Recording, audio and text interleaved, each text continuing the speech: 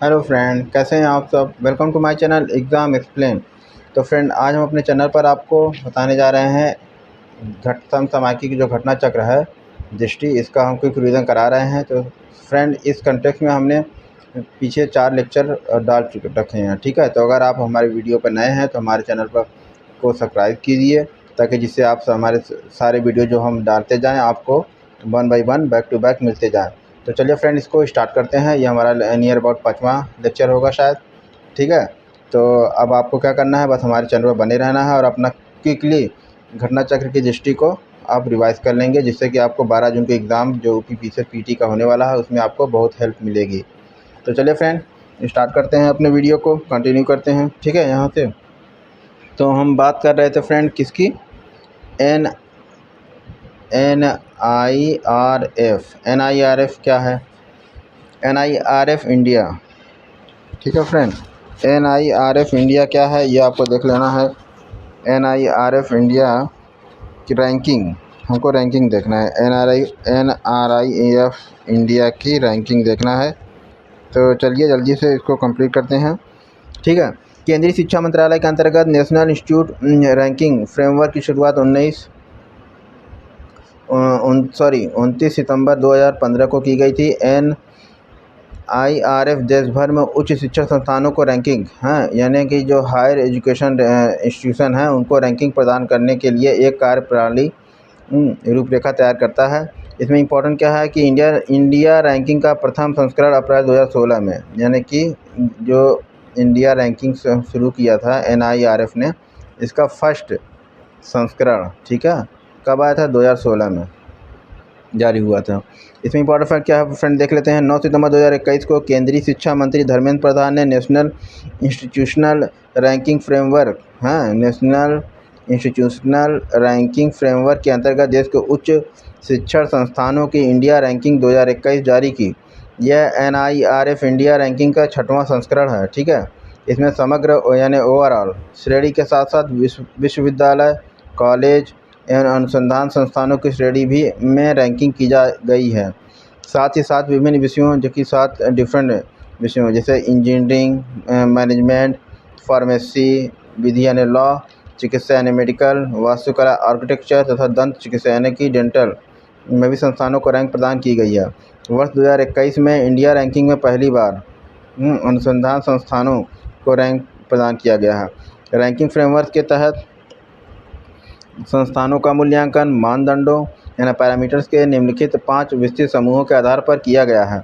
शिक्षण, अधिगम एवं संसाधन यानी टीचिंग, लर्निंग एंड रिसोर्सेज, अनुसंधान एवं पेशेवर अभ्यास, स्नातक परिणाम, ग्रेजुएशन आउटकम यानी कि अंग्रेजी में कहते हैं ग्रेजुएशन आउटकम, उसके बाद पहुँच एवं समावेशिता, आउटरीच एवं इंक्लूसिविटी, बोध यानी परसेप्शन, ठीक है। इस सर्वेक्षण में देश भर के सरकारी और गैर सरकारी उच्च शिक्षण संस्थानों को शामिल किया गया है। उच्च शिक्षा संस्थानों की समग्र सूची में शीर्ष 10 स्थान प्राप्त करने वाले संस्थान निम्नलिखित हैं। कौन कौन है। फर्स्ट रैंक पे है IIT मद्रास, चेन्नई चेन्नई शहर में पड़ता है, जिसका स्कोर 86.76। और फिर भारतीय विज्ञान संस्थान बेंगलुरु में है स्थित है, बेंगलुरु शहर में होगा, और यह 82.67 स्कोर गेन किया है, ठीक है। IIT बॉम्बे को, जो कि मुंबई में है, 82.52 स्कोर मिला है, ठीक है। IIT दिल्ली को 4th रैंक मिली है, ठीक है। ये नई दिल्ली में 81.75 स्कोर के साथ, ठीक है। 5वें रैंक पर है IIT कानपुर 76.50 रैंक के साथ, स्कोर के साथ, सॉरी। और छठे पे है IIT खड़गपुर यानी 75.62 स्कोर के साथ। सॉरी फ्रेंड, इसको हम स्लाइड करना भूल गए। चलिए फ्रेंड, आप देख लीजिए एक बार जल्दी से। IIT मद्रास फर्स्ट रैंक पे है, भारतीय विज्ञान संस्थान सेकंड रैंक पे है, थर्ड रैंक पे IIT बॉम्बे है, फोर्थ रैंक पे IIT दिल्ली है, और फिफ्थ रैंक पे IIT कानपुर है, सिक्स रैंक पे IIT खड़गपुर है। चलिए फ्रेंड, ये बॉक्स कंप्लीट हो गया। अब हम नेक्स्ट कॉलम पेज पे आते हैं और इस कॉलम को देखते हैं क्या है। IIT रुड़की सातवीं रैंक पे IIT रुड़की है, रुड़की में है। IIT गुवाहाटी में है 69.26, और नाइन्थ रैंक पर जवाहरलाल नेहरू विश्वविद्यालय JNU को 9वीं रैंक मिली है, ठीक है, नई दिल्ली में है। बनारस हिंदू विश्वविद्यालय बनारस में है, वाराणसी में है, इसको 10वीं रैंक मिली है। ठीक है, तो चलिए अब एक बार इसको देख लेते हैं फ्रेंड जल्दी से। NIRF इस रैंकिंग के शीर्ष 10 में उत्तर प्रदेश के 2 संस्थानों कौन है, एक IIT कानपुर है और एक BHU को स्थान मिला है। ठीक है, NIRF की इस रैंकिंग में उत्तर प्रदेश के टॉप 10 में रैंकिंग वाले कॉलेजों में यूपी के 2 कॉलेजों को रैंकिंग मिली है। एक कौन है, IIT कानपुर है, दूसरा कौन है, IIT BHU। ठीक है, IIT का BHU बनारस हिंदू विश्वविद्यालय। ठीक है, तो चलिए फ्रेंड अब आगे देख लेते हैं। उच्च शिक्षा संस्थानों की समग्र सूची में उत्तर प्रदेश का संस्थान रैंक 5 पे है IIT कानपुर। कौन शहर है, 76.5 स्कोर के साथ, 50 स्कोर के साथ कानपुर में। 10वीं रैंक पे है BHU बनारस हिंदू विश्वविद्यालय, वाराणसी में पड़ता है। ये क्या है, 63.10 स्कोर के साथ। फिर 18वीं रैंक पे है अलीगढ़ मुस्लिम यूनिवर्सिटी, अलीगढ़ में पड़ता है 57.38 स्कोर के साथ। 28वीं रैंक पे है IIT BHU, वही IIT BHU जो है वाराणसी में 53 ये इंजीनियरिंग कॉलेज है और ये बनारस हिंदू विश्वविद्यालय पूरी एक यूनिवर्सिटी है। ठीक है, ये इस यूनिवर्सिटी का एक इंजीनियरिंग का जो सेक्टर है सेक्शन, उसको IIT BHU कह दीजिए। IIT Indian institute of technology ने उसको अपने अंडरटेकिंग ले लिया है, तो ठीक है, इसकी रैंकिंग अलग से कर रहा है। ठीक है, 53.74 और 43 रैंक पे कौन है, अमेठी विश्वविद्यालय, ये भी उत्तर प्रदेश में पड़ता है, गौतम बुद्ध नगर यानी नोएडा में पड़ता है, 48.87 रैंक के साथ स्कोर के साथ। 60 रैंक पे कौन है, king George medical college, Lucknow में पड़ता है। ठीक है, ये लखनऊ में 46.65 स्कोर के साथ। 84th रैंक पे है कौन, शिव नाडर विश्वविद्यालय है, गौतम बुद्ध नगर, नोएडा में ही शिव नाडर विश्वविद्यालय है गौतम बुद्ध नगर, इसको 43.60 स्कोर मिला है।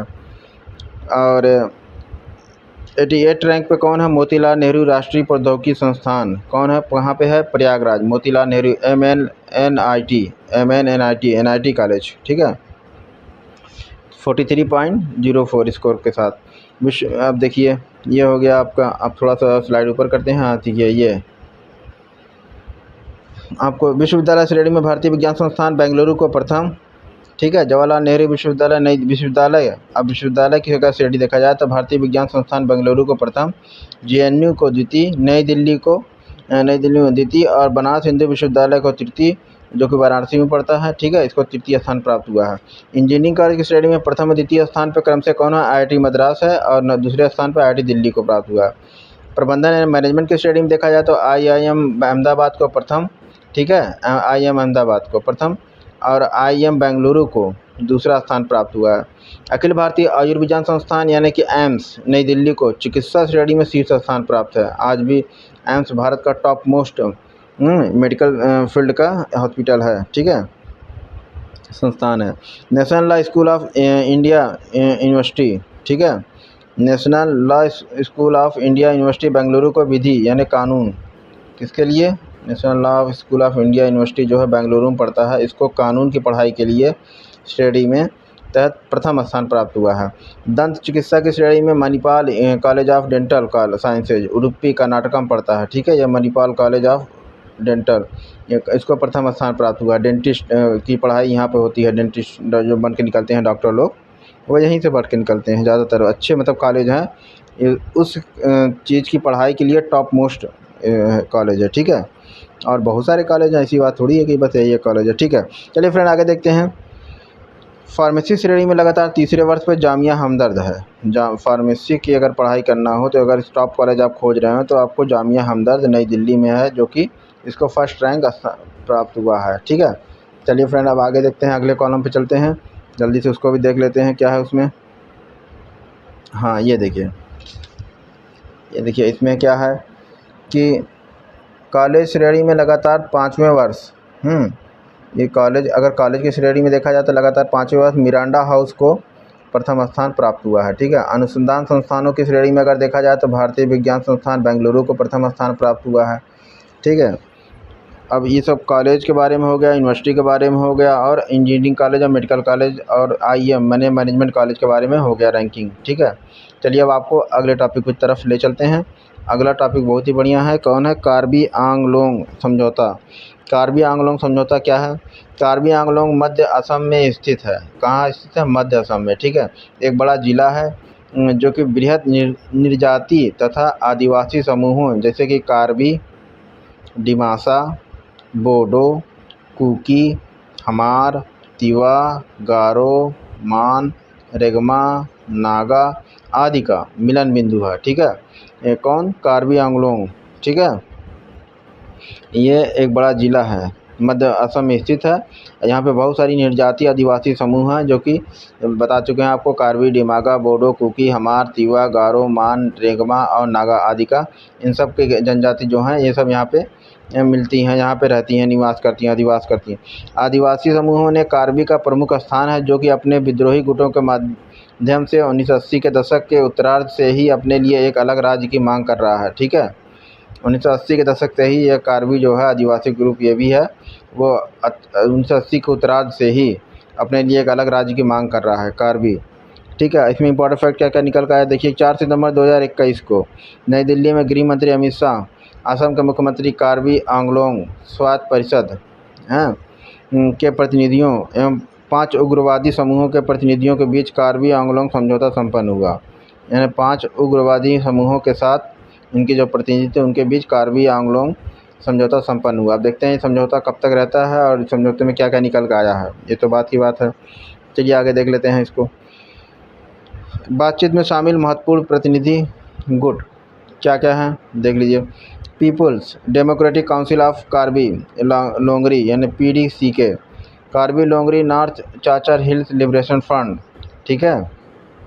ये प्रतिनिधि गुट जो हैं वो कौन कौन से थे इनको बता रहा है कौन कौन से हैं। इसमें लिखा हुआ है कि people's democratic council of Karbi एक लोंगरी के थे, यानी PDCK जिनको शॉर्ट में बोलते हैं। Karbi Longri north Cachar hills liberation front जिसे KLNLF का बोलते हैं, ठीक है शॉर्ट में। Karbi people's liberation tigers KPLT बोलते हैं। ये सब उग्रवादी ग्रुप हैं जिनके ये सब नाम है, ठीक है। KPLT है। कुकी लिबरेशन फ्रंट KLF है। United people liberation army UPLA है, ठीक है। ये सब उग्रवादी गुट हैं, इनके ये सब नाम आपको बता दिए। अब देखते हैं आगे। इस समझौते के तहत 5 प्रमुख उग्रवादी समूहों के 1000 से ज़्यादा सशस्त्र उग्रवादियों ने हथियार डाल दिए और हिंसा त्याग कर समाज की मुख्य धारा में शामिल हो गए, ठीक है। अच्छी बात है। कार्बी क्षेत्र के विकास के लिए अगले 5 वर्षों में 1000 करोड़ रुपए केंद्र तथा राज्य सरकार द्वारा आवंटित किए जाएंगे। यानी कार्बी लोगों के विकास के लिए अगले 5 साल में 1000 करोड़ रुपया केंद्र और तथा राज्य सरकार द्वारा आवंटित किए जाएंगे, ठीक है।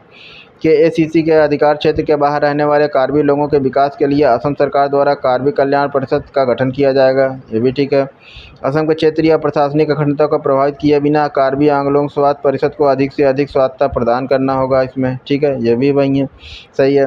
कार्बी आंगलोंग स्वायत्त परिषद के संसाधनों को पूरा करने के लिए राज्य के संचित निधि में संशोधन किया जाएगा। अच्छा, कंसोलिडेटेड जो फंड होता है राज्य की संचित निधि में, इसमें संशोधन किया जाएगा और इसके स्वायत्त परिषद के संसाधन को पूरा करने के लिए, यानी इसमें जो संसाधन की खर्चा आएगा इस परिषद के उसको पूरा करने के लिए इसके कंसोलिडेटेड फंड जिसे बोलते हैं संचित निधि, ये राज्य की संचित निधि होती है, इसी तरह केंद्र की संचित निधि होती है, ठीक है। तो कार्बी आंगलोंग क्षेत्र की सांस्कृतिक एवं भाषाई पहचान को सुरक्षा तथा संरक्षण प्रदान किया जाएगा, ठीक है।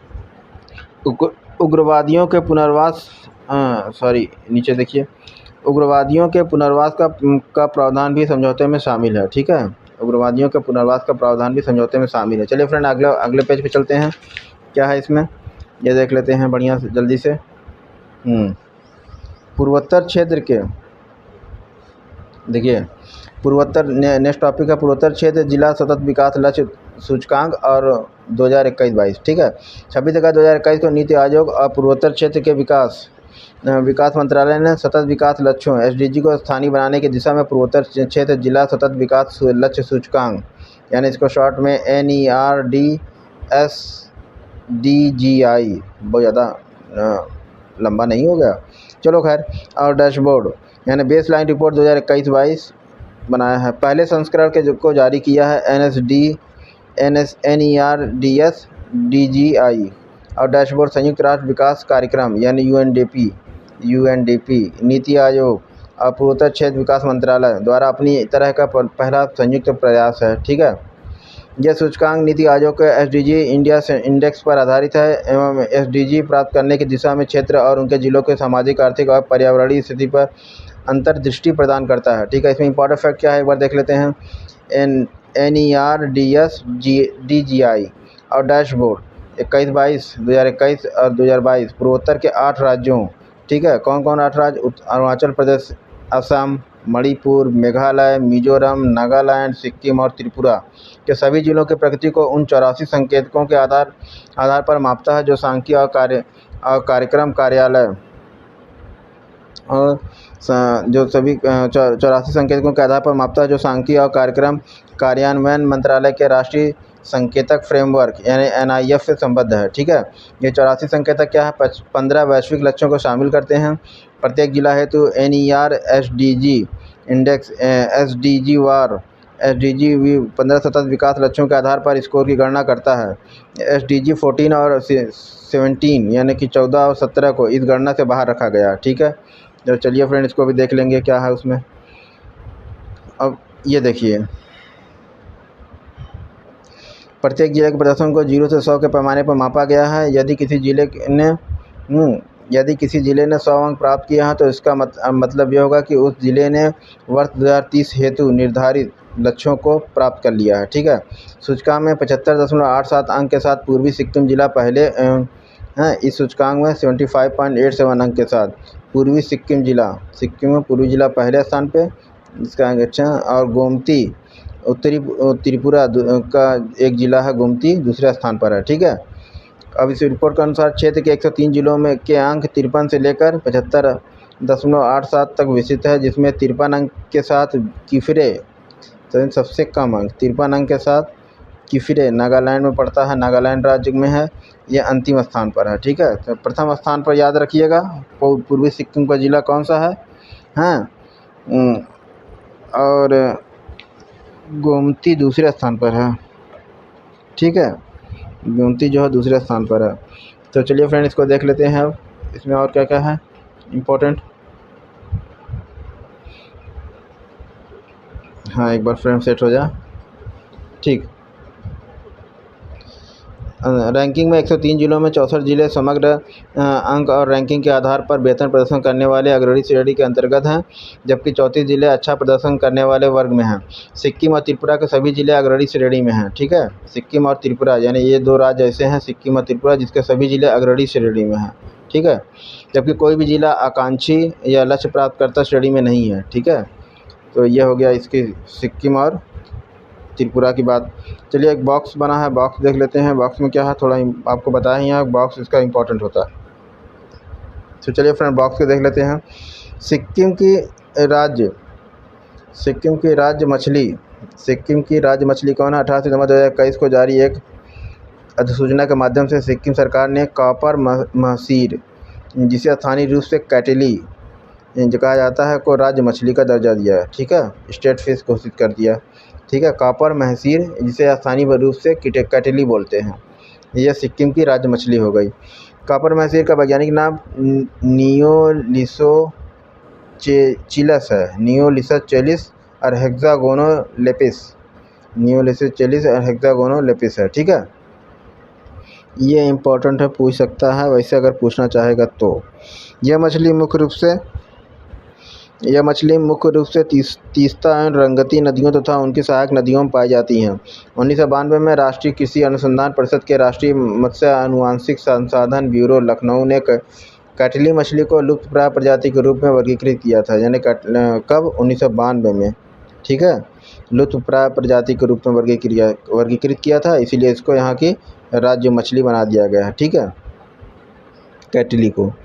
वर्ष 2014 में अंतर्राष्ट्रीय प्रकृति संरक्षण संघ यानी कि अंतर्राष्ट्रीय 2014 में ही IUCN अंतर्राष्ट्रीय प्रकृति संरक्षण संघ जो है IUCN, ठीक है, ने इसे लुप्त प्राय श्रेणी में यानी इंडेंजर्ड से भी इंडेंजर्ड के उसमें रैंकिंग में रखा था। ठीक है, वर्गीकृत किया था। अब इसके बाद ये हो गया कैटली के बारे में। चलिए आगे देख लेते हैं, आगे क्या है। राष्ट्रीय खाद्य तेल आयल यानी पाम मिशन, ठीक है। 18 अगस्त 2021 के प्रधानमंत्री मोदी की अध्यक्षता में केंद्रीय मंत्रिमंडल ने राष्ट्रीय खाद्य तेल आयल पाम यानी ताड़ के मिशन NMEO-OP यानी national mission of edible oils oil और पाम ऑयल, OP यानी पाम ऑयल, ठीक है, की शुरुआत को मंजूरी प्रदान की। कब? 18 अगस्त 2021 को, ठीक है, ये डेट याद रखिएगा। एक नई केंद्र प्रायोजित योजना के रूप में लॉन्च इस मिशन के अंतर्गत पूर्वोत्तर क्षेत्र तथा अंडमान और निकोबार द्वीप समूह पर विशेष रूप से ध्यान केंद्रित किया जाएगा, ठीक है। अब इम्पॉर्टेंट फैक्ट में क्या है ये भी देख लेते हैं जल्दी से। इम्पॉर्टेंट फैक्ट में देखिए आपका क्या क्या है। इस मिशन का उद्देश्य निम्नवत है। वर्ष 2025-26 तक पाम ऑयल के 6.5 लाख हेक्टेयर अतिरिक्त क्षेत्र को आच्छादित करना और अंततः इसे बढ़ाकर 10 लाख हेक्टेयर करना। कच्चे ताड़ तेल यानी क्रूड पाम ऑयल के उत्पादन को वर्ष 2025-26 तक 11.20 लाख टन और वर्ष 2029-30 तक 28 लाख टन तक पहुंचाना है। उल्लेखनीय है कि तिलहन उत्पादन वर्ष 2014-15 के 275 लाख टन से बढ़ाकर वर्ष 2020-21 में 365 लाख टन तक पहुंच गया है, ठीक है।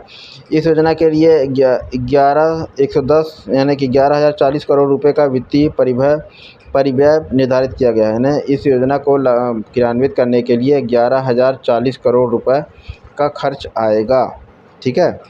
चलिए अब उसके बाद अगला टॉपिक देख लेते हैं। जलियांवाला बाग शताब्दी स्मारक पार्क। जलियांवाला बाग शताब्दी स्मारक पार्क, ठीक है। जलियांवाला बाग राष्ट्रीय स्मारक अधिनियम 1951 के राष्ट्रीय स्मारक अधिनियम जो है 1951 में के माध्यम से जलियांवाला बाग को एक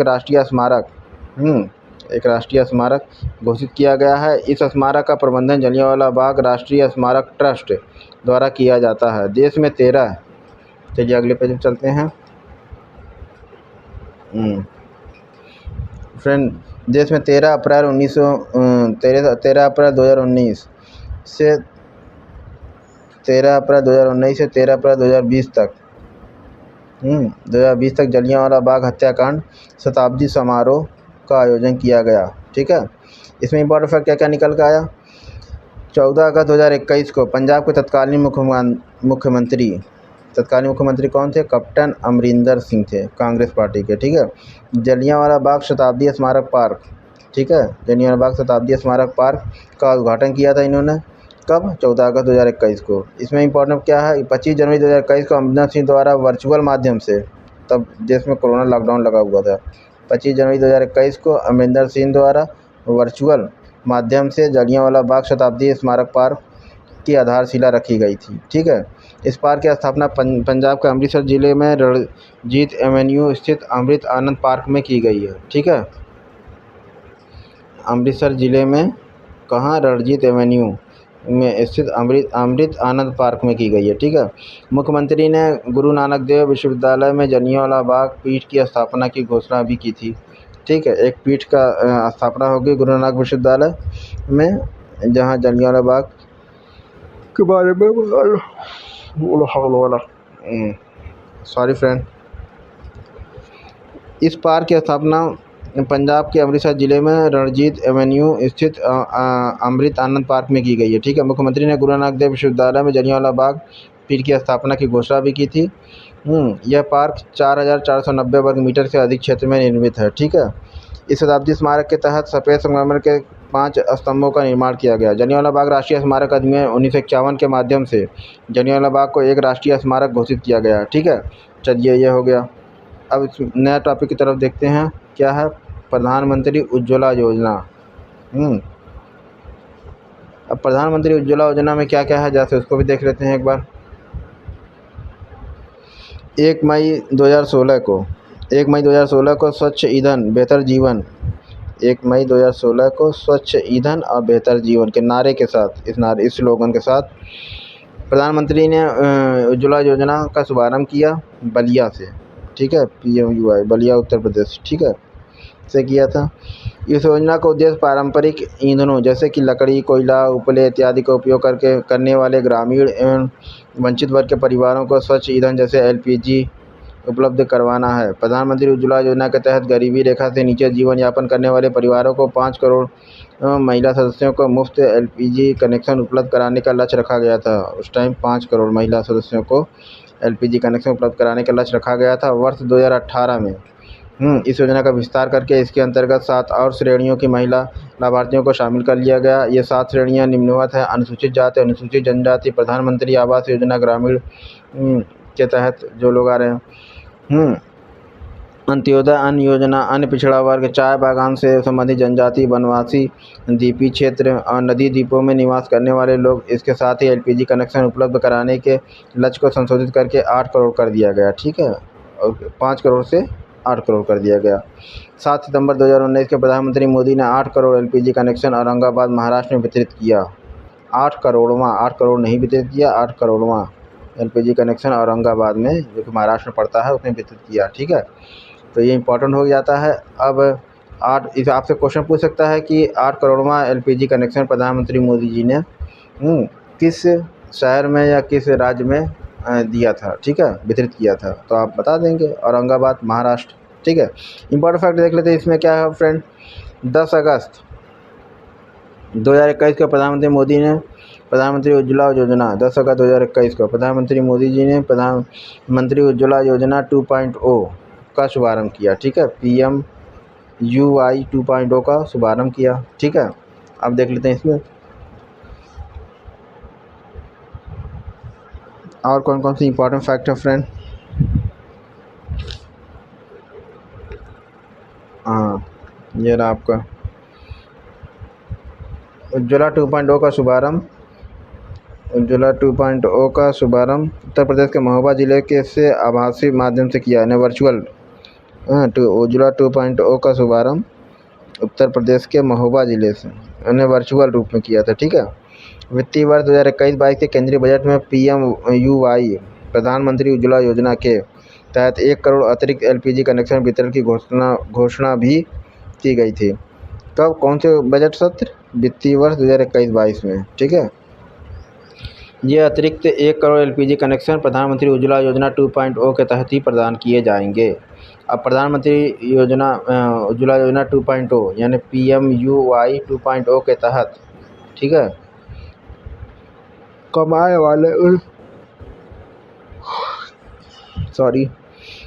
वाले उन परिवारों को आच्छादित किया जाएगा जिन्हें पहले चरण के तहत शामिल नहीं किया गया था।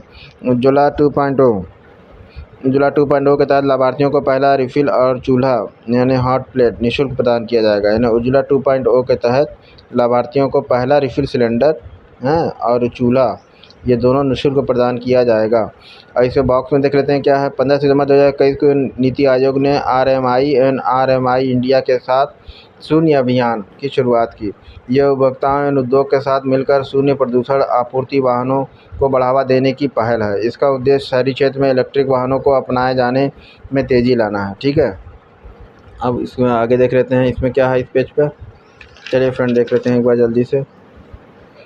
नेक्स्ट टॉपिक हमारा लद्दाख विश्वविद्यालय की स्थापना। अब लद्दाख विश्वविद्यालय की स्थापना, इसमें क्या क्या है।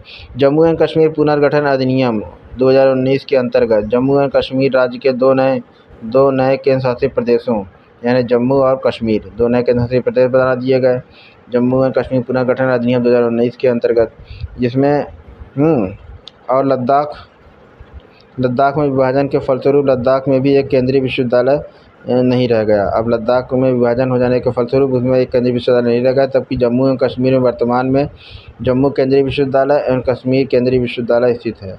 यानी जम्मू में भी एक केंद्रीय विश्वविद्यालय है और कश्मीर में भी है, जबकि लद्दाख में नहीं है।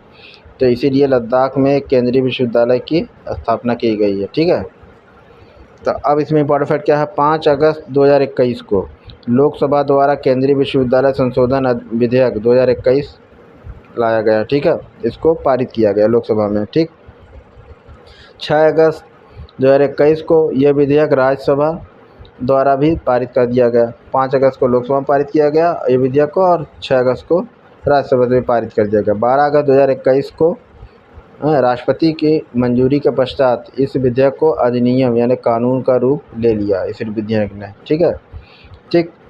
अब उसके बाद केंद्रीय विश्वविद्यालय संशोधन विधेयक 2021 जो था, अब ये केंद्रीय विश्वविद्यालय संशोधन विधेयक न होकर अधिनियम बन गया। ठीक है, इस अधिनियम के माध्यम से केंद्रीय विश्वविद्यालय अधिनियम 2009 में संशोधन किया गया था।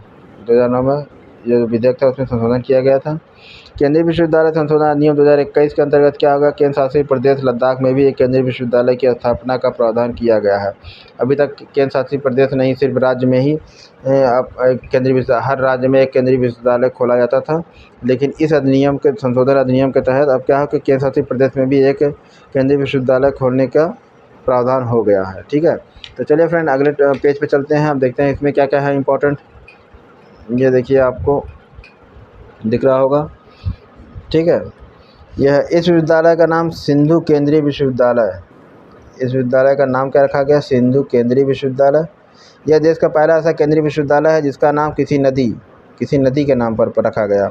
2 चरणों में 7 वर्षों के लिए 750 करोड़ रुपए के बजटीय प्रावधान के साथ इस विश्वविद्यालय के बुनियादी ढांचे की स्थापना की जाएगी। इस विश्वविद्यालय का अधिकार क्षेत्र लेह और कारगिल सहित पूरा लद्दाख क्षेत्र होगा। ठीक है, इस यूनिवर्सिटी का अधिकार क्षेत्र जो है वो लेह, कारगिल सहित पूरा लद्दाख क्षेत्र होगा। ठीक है, अब बॉक्स में क्या है ये भी देख लेते हैं।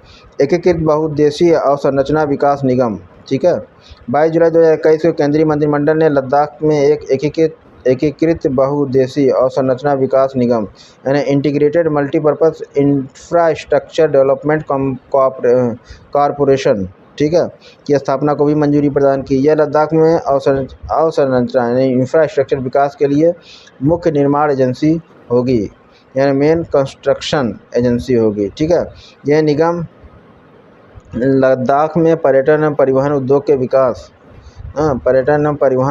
विकास के लिए आधारभूत ढांचे का निर्माण करने के साथ ही स्थानीय उत्पादों और हस्तशिल्प उद्योगों को प्रोत्साहन देने के लिए विपणन सुविधाओं का भी विकास एवं विस्तार करने में महत्वपूर्ण भूमिका निभाएगा। इस निगम की स्थापना से लद्दाख का एकीकृत एवं समावेशी विकास सुनिश्चित होगा। ठीक है फ्रेंड, तो चलिए अब इसमें आगे चलते हैं, क्या है देख लेते हैं। उमलिंग ला दर्रा विश्व की सबसे ऊंची मोटर योग्य सड़क। ठीक है, अभी तक विश्व की सबसे ऊंची कौन है, 18,953 फीट की ऊंचाई पर मोटर योग्य सड़क का विश्व रिकॉर्ड बोलीविया ने बनाया है। बोलीविया के एक सड़क का नाम दर्ज है गिनीज वर्ल्ड ऑफ रिकॉर्ड के अनुसार। फेयरबैंक्स अलास्का अमेरिका में से सैंटियागो चिली तक, फिर यहाँ से पूर्व की ओर ब्यूनस आयर्स अर्जेंटीना तथा ब्राज़ील में समाप्त होने वाली पैन अमेरिकन हाईवे विश्व की सबसे लंबी मोटर योग्य सड़क है। पैन अमेरिकन हाईवे जो है विश्व की सबसे लंबी मोटर योग्य सड़क। ठीक है, इसकी लंबाई 24,140 किलोमीटर। ठीक है, और उससे पहले सबसे ऊंची उसके पहले अभी तक थी कौन, 18,953 फीट की बोलीविया में एक सड़क थी। ठीक है, तो अब पैन अमेरिकन हाईवे जो है वो 24,140 किलोमीटर यानी कि 15,000 मील की ऊंचाई पर मोटर योग्य सड़क बनाने का रिकॉर्ड बना लिया है। ठीक है, तो अब इसमें इम्पोर्टेंट फैक्ट क्या क्या है फ्रेंड, इसको देख लेते हैं जल्दी से एक बार। इम्पोर्टेंट फैक्ट में 4 अगस्त 2021 को जारी एक प्रेस विज्ञप्ति के अनुसार सीमा सड़क संगठन BRO ने पूर्वी लद्दाख में उमलिंग ला दर्रे पर मोटर वाहन संचालन योग्य सड़क का निर्माण कर विश्व में एक नया कीर्तिमान स्थापित किया। ठीक ना, अच्छा देख लेते हैं। 19,300 फीट की ऊंचाई पर स्थित यह विश्व की सबसे ऊंची मोटर योग्य सड़क है।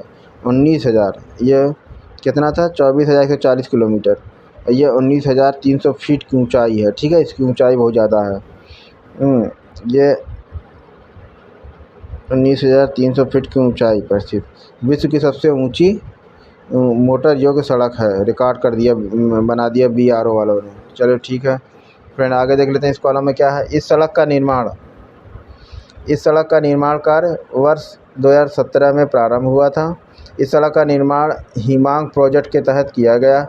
ये 52 किलोमीटर लंबी डामरीकृत रोड है, डामर जिसमें यूज होता है। ठीक है, उमलिंग ला टॉप से होकर गुजरने वाली यह सड़क लद्दाख के चिसुमले देमचोक गांव को आपस में जोड़ती है। यह लद्दाख के कौन गांव, चिसुमले एंड देमचोक गांव को आपस में जोड़ती है, उमलिंग ला टॉप से होकर गुजरती है। ठीक है, यह सड़क माउंट एवरेस्ट के आधार शिविरों से भी ऊंचे स्थान पर निर्मित की गई है। उल्लेखनीय है कि माउंट एवरेस्ट का नेपाल स्थित दक्षिण आधार शिविर 17,598 फीट की ऊंचाई पर, जबकि तिब्बत स्थित उत्तरी आधार शिविर 16,900 फीट की ऊंचाई पर स्थित है।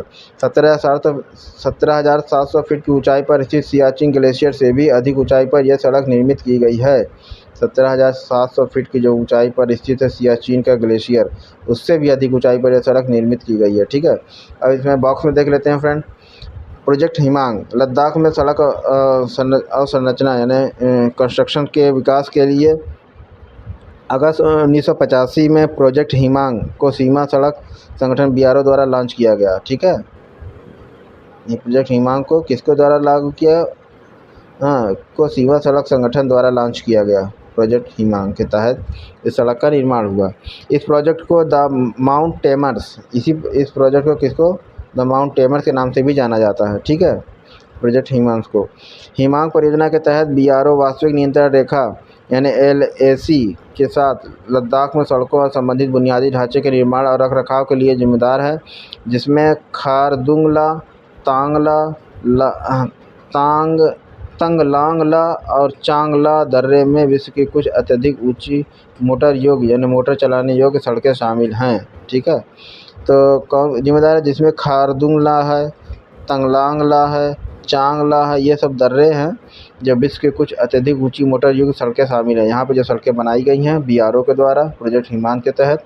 ठीक है, तो ये विश्व की अत्यधिक ऊंचाई पर बनी हुई मोटर योग्य सड़कें हैं। ठीक है, अब अगला बॉक्स देख लेते हैं फ्रेंड। लद्दाख का राज्य पशु कौन है और राज्य पक्षी कौन है।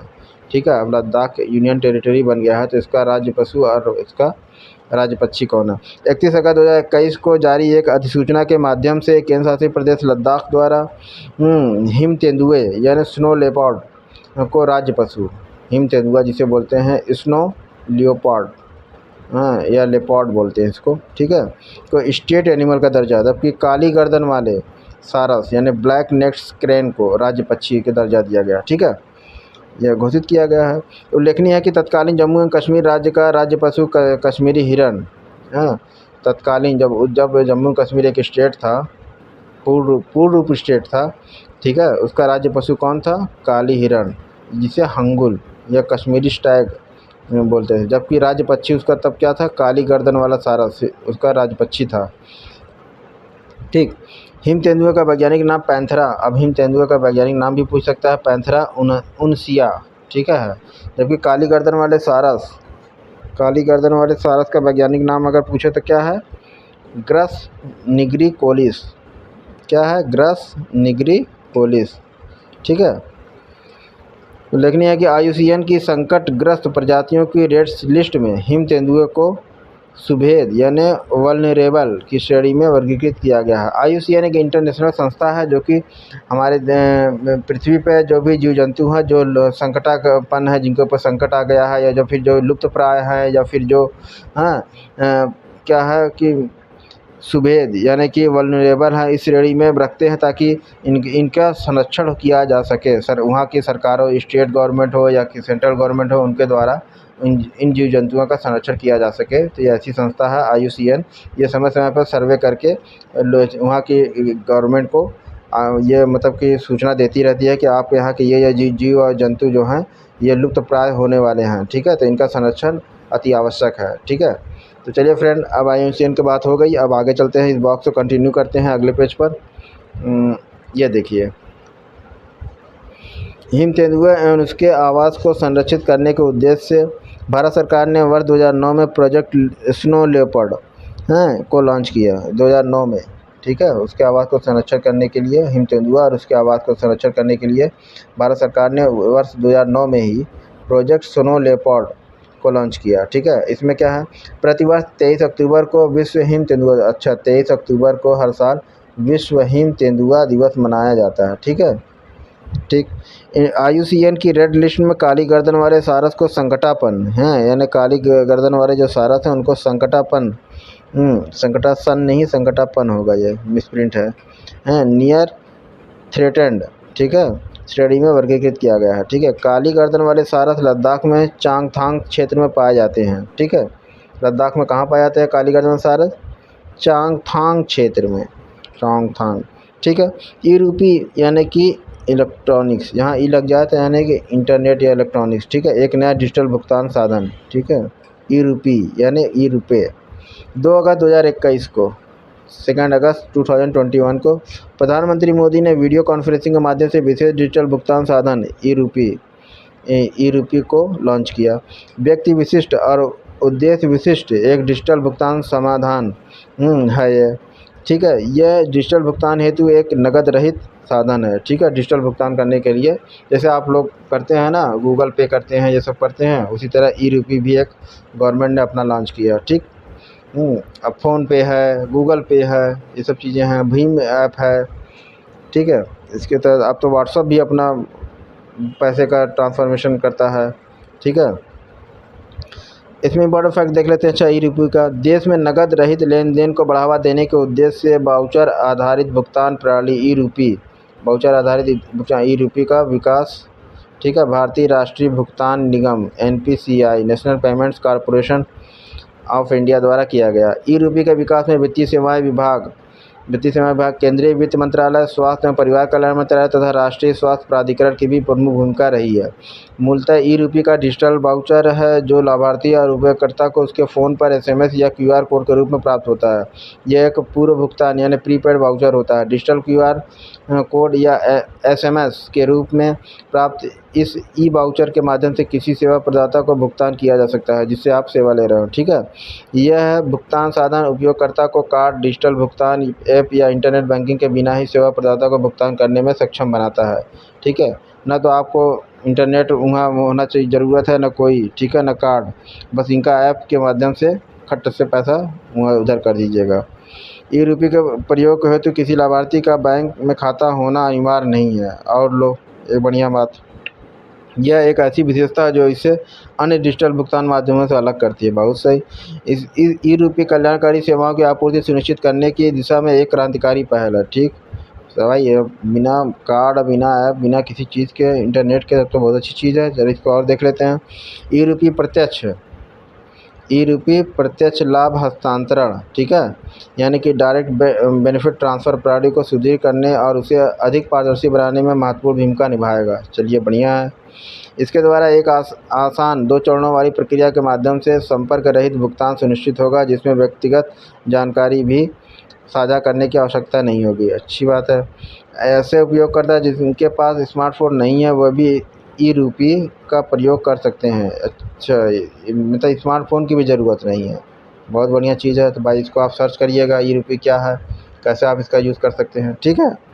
तो अब हम चलते हैं अगले कॉलम पे, इसी पेज के अगले कॉलम पे थोड़ा सा। इंटरनेट कनेक्शन रहित स्थानों पर भी इसका उपयोग संभव होगा। चलिए भाई, ठीक है। इस ई रूपी भारतीय रिजर्व बैंक द्वारा प्रस्तावित भविष्य की डिजिटल मुद्रा CBDC भारतीय मुद्रा, सेंट्रल बैंक डिजिटल करेंसी से अलग है। अच्छा, CBDC क्या है? भविष्य में जारी की जाने वाली एक डिजिटल मुद्रा है, जबकि ई रूपी क्या है? भारतीय राष्ट्रीय भुगतान निगम NPCI द्वारा जारी किया गया एक डिजिटल वाउचर है, ठीक है। अब ये हो गया सहकारिता मंत्रालय का गठन, सहकारिता मंत्रालय का गठन, ये आपको देखना है अगला टॉपिक। तो एक ये बचा है, ये बचा है, ठीक है। चलिए फ्रेंड, इसको यहीं पे स्टॉप करते हैं क्योंकि वीडियो बहुत लंबा हो जाएगा, फिर आप लोग कहेंगे कि बहुत ज़्यादा वीडियो। अगर वीडियो आपको पसंद आया तो इसको लाइक कीजिए, अगर हमारे चैनल पर नए तो इसको सब्सक्राइब कीजिए, बेल आइकन को दबा के ऑल पे क्लिक कीजिए। चलिए फ्रेंड, मिलते हैं नेक्स्ट वीडियो में। बाय बाय, टेक केयर, जय हिंद, जय भारत।